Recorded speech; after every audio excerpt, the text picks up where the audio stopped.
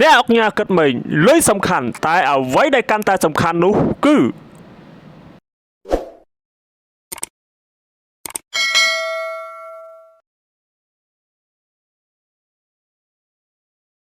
ខំរកលុយប៉ុន្តែត្រូវរកពេលវេលាសម្រាប់ខ្លួនឯងផងដែរ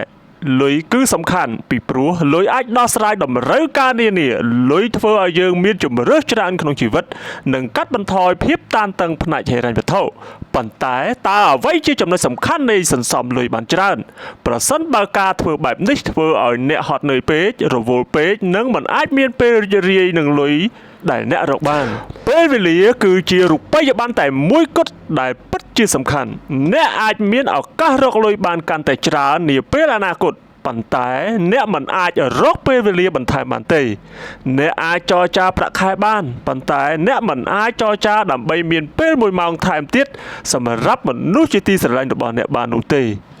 អ្នកអាចបង្កើតគណនីធនាគារឡើងវិញបានប៉ុន្តែអ្នកមិនអាចបង្កើតឡើងវិញនៅកុមារភាពទំនាក់ទំនងឬសុខភាពរបស់អ្នកបានទេ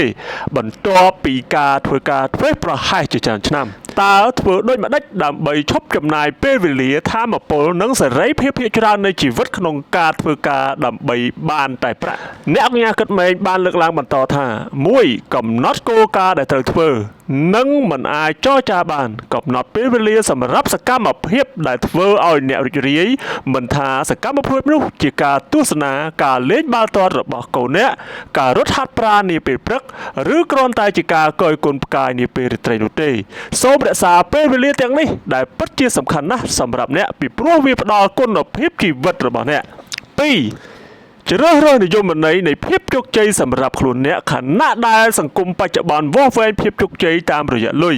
អ្នកអាចកំណត់អត្ថន័យនៃភាពជោគជ័យរបស់អ្នកគឺភាពរីករាយសន្តិភាពផ្លូវចិត្តនិងអនុស្សាវរីយ៍ល្អៗដែលអ្នកមាន3ប្រើលុយដើម្បីមានពេលវេលាសម្រាប់ខ្លួនអ្នកជួលអ្នកដទៃពីខាងក្រៅដើម្បីឲ្យធ្វើការជំនួសអ្នកនៅកិច្ចការដែលធ្វើឲ្យអ្នកហត់នឿយជ្រើសរើសមនុស្សឲ្យមកជួយអ្នកប្រសិនបើអ្នកមានលទ្ធភាពនឹងប្រើប្រាស់បច្ចេកវិទ្យាដើម្បីធ្វើកិច្ចការដដែលជាស្វ័យប្រវត្តិពេលវេលារបស់អ្នកមានតម្លៃណាស់គឺមានតម្លៃជាងលុយបន្តិចបន្តួចដែលអ្នកបានសន្សំដោយមិនចំណាយលើការជួលឬរើសអ្នកដទៃឲ្យមកជួយការងារអ្នកអុកញ៉ាបានបន្តទៀតថា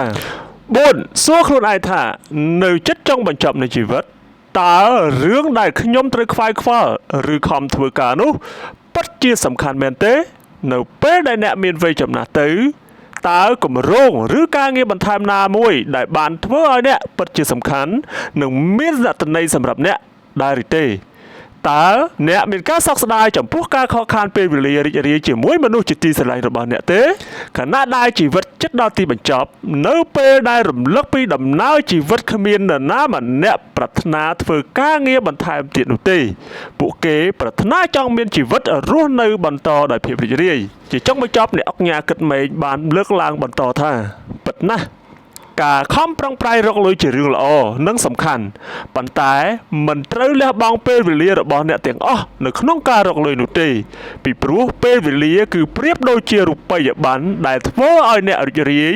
នឹងជីវិតរបស់អ្នកនាពេលបច្ចុប្បន្នខំធ្វើការនិងរកប្រាក់ចំណូលឲ្យបានគ្រប់គ្រាន់ជារឿងប្រពៃប៉ុន្តែត្រូវការផ្ដោតទៅលើការរស់នៅឲ្យបានល្អនិងភាពរីករាយនឹងជីវិតផងដែរ